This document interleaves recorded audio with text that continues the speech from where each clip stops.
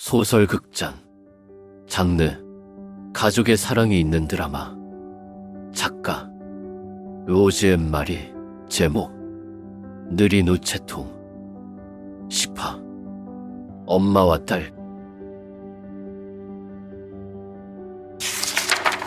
일요일만 되면 영지는 아침 일찍부터 어디론가 사라져버렸다. 하지만 영선은 영진이 하루 종일 어디에서 놀고 있는지 잘 알고 있었다. 저녁 때가 되자 푸른 어스름이 영진의 집 마당에 내려앉았다. 영선은 엄마 심부름으로 미경의 집 한쪽 마당에서 많은 공기놀이에 빠져있는 영진을 데리러 갔다.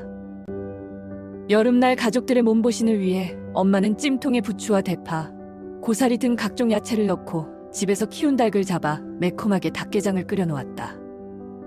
엄마는 봄부터 중병아리 10마리를 사가지고 와 집에서 키우기 시작했다. 아빠가 꽃밭 옆에 철조망과 나무로 꽤 넓은 닭장을 근사하게 만들어 놓았다. 병아리들은 금세 닭이 되어 아침마다 달걀을 낳았다고 울어댔다. 엄마는 텃밭에서 가꾼 상추를 잘게 썰어 사료와 섞어서 아침 저녁으로 닭들에게 모이를 주었다. 지민이가 업둥이래. 미영이 말했다. 업둥이가 뭐야? 미경이 말했다.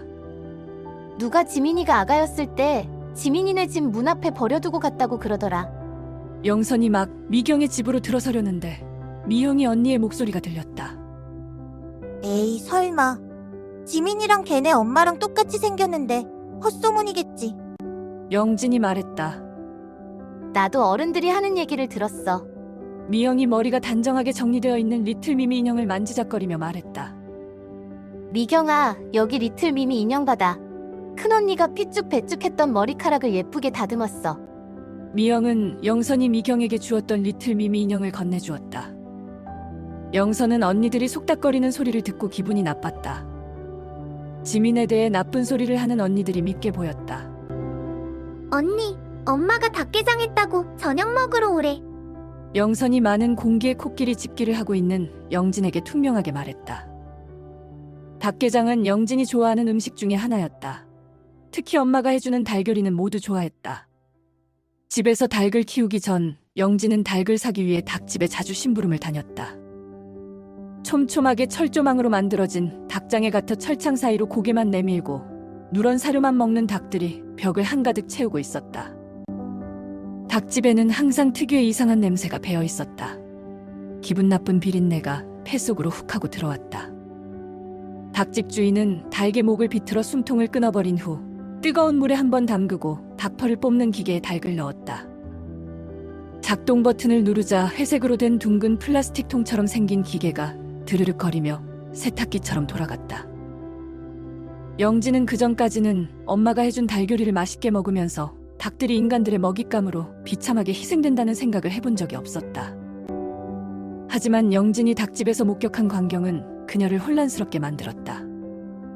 빽빽하게 밀집된 좁은 공간에서 먹고 살겠다고 고개를 내미는 닭들을 보면 저절로 인상이 찌푸려졌다. 닭장 속의 닭들이 불쌍했지만 그렇다고 맛있는 달걀이를 포기할 수는 없었다. 많은 달걀이 중 특히 치킨은 절대로 포기할 수 없는 최고의 요리였다. 20년 후 2002년 월드컵이 열렸던 해에도 영진은 직장 동료들과 함께 치킨과 맥주를 먹고 마시며 열광적인 역사의 한순간을 팍팍하게 살다가 결국엔 인간의 먹잇감으로 희생된 그 닭들과 함께 했었다. 맛있는 달걀이를 먹으면서 영진은 항상 알 수 없는 죄책감을 느껴야 했다. 훗날 다른 상황에서 그와 비슷한 양가 감정과 선택들은 언제나 영진의 인생을 따라다니는 고민거리들이었다. 추억 속의 소울푸드는 달걀이 말고도 몇 가지가 더 있다. 그건 고랭지 배추를 포함하여 다음 편에서 풀어놓도록 하겠다. 영선은 지민의 손을 짚고 학교에서 집으로 오는 길이었다. 영선아, 할머니 집에 들렀다 가자. 화장실이 급해. 지민의 할머니 집은 학교 근처에 있었다. 할머니, 화장실 좀 쓸게. 지민이 화장실에서 보리를 보고 있는 동안 영선은 마루에 앉아서 지민을 기다렸다. 마당문이 열리더니 어떤 젊은 아줌마가 태성이 또래에 이제 막 아장아장 걷기 시작한 남자아기를 데리고 들어왔다. 아이고, 우리 강아지 왔는가? 이젠 곧잘 걷네. 우리 강아지 장하다. 장해. 지민의 할머니는 마당으로 막 들어온 남자 아기를 안아 올렸다. 남자 아이의 작은 손이 지민의 할머니 얼굴을 만졌다. 할머니가 아이의 손을 잡고 활짝 웃었다. 아이를 바라보는 할머니의 눈에서 꿀이 떨어졌다. 잠시 후 화장실에 들어갔던 지민이 밖으로 나왔다. 할머니, 그 애는 누구야? 지민이 할머니가 안고 있는 남자아이에 대해 물어보았다. 네 동생이다. 동생? 그래, 네 동생. 곧 니랑 같이 살 끼다. 동생한테 잘해줘야 한다. 할머니가 지민에게 말했다. 어머니, 귀여운 남자아이의 손을 잡고 들어온 젊은 아줌마가 난처한 표정이 되었다. 와, 야도 이제 알고 다 알 나이다. 지민아, 여기 이 아줌마가 네 엄마다. 야는 네 동생이고. 할머니가 지민에게 말했다. 어쩌려고 그러세요? 애 아빠가 찬찬히 얘기할 텐데요. 할머니, 우리 엄마는 집에 있는데 무슨 소리 하는 거야? 지민이 씩씩거리며 말했다. 하얀 얼굴은 금방 울그락불그락했다. 영선은 숨도 쉬지 않고 꼼짝도 않고 있었다. 네 엄마가 니를 낳은 줄 아나? 니도 인제 알 건 알아야지. 이렇게 멀쩡하고 든든한 아들이 있는데 지 아빠랑 같이 살지도 못하고. 지민은 가방도 내팽겨치고 할머니의 집에서 뛰쳐나갔다. 영선은 지민의 가방을 챙겨 지민을 뒤쫓아갔다.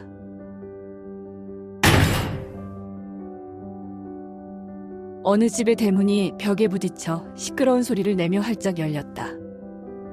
엄마, 내가 엄마 딸이 아니야? 하얀 얼굴이 울그락불그락해진 지민이 화가 난 목소리로 그녀의 엄마에게 소리쳤다. 새로 들여온 장식장에 도자기 그릇을 진열하고 있던 지민의 엄마가 깜짝 놀라 그릇과 마른 행주를 땅바닥에 떨어뜨렸다. 비싼 도자기 그릇이 깨져 날카로운 조각들이 사방으로 흩어졌다. 지민아, 위험해. 가까이 다가오면 안 돼. 지민이 깨진 그릇 조각에 다치기라도 할까봐 지민의 엄마가 다급하게 말했다. 엄마, 내가 엄마 딸 아니냐고? 나 어디서 주워왔어? 지민의 엄마는 아무 말이 없었다. 엄마, 왜 말을 못해? 진짜 내가 엄마 딸이 아닌 거야? 지민이 울음을 터뜨렸다. 지민을 뒤쫓아온 영선은 지민의 집 마당에서 얼어붙은 채 집안을 보고 있었다. 한 손은 지민의 가방을 들고 있었다. 또 그치지 않으면 다리 밑에 두루 갖다 놓는다. 라며 영선의 부모님은 아무리 달래도 영선이 땡비 같은 울음을 멈추지 않으면 원래 주워온 다리 밑으로 데려다 놓는다고 말하곤 했었다. 부모님은 영선뿐 아니라 언니 영진에게도 다리에서 주워왔다고 놀리곤 했다. 처음에는 진짜 영진과 영선을 주워온 건 아닌가 싶어 언니 영진과 함께 친부모를 찾아 나서겠다고 집을 나갔던 적도 있었다. 물론 하루 만에 다시 집으로 돌아오긴 했지만 말이다. 영선의 부모님이 그런 말을 할 땐 늘 얼굴에 장난기가 섞인 웃음이 배어 있었다. 어린 영선이었지만 그런 소리를 할 때 아빠의 얼굴에 묻어있는 미소는 영선이 아빠의 친딸임을 증명하는 표정이라는 것을 알 수 있었다. 하지만 지금 영선이 바라본 지민이 엄마의 표정은 영선의 아빠가 짓던 표정과는 너무나도 달랐다. 그녀의 표정은 매우 심각했고 두 눈은 지민을 똑바로 바라보지 못하고 바닥만 쳐다보고 있었다. 바닥에 깨어진 그릇 조각을 치울 생각도 하지 않고 있었다. 엄마, 말해보란 말이야. 내가 엄마 딸이 아니냐고? 지민이 울먹이면서 다시 한번 물었다.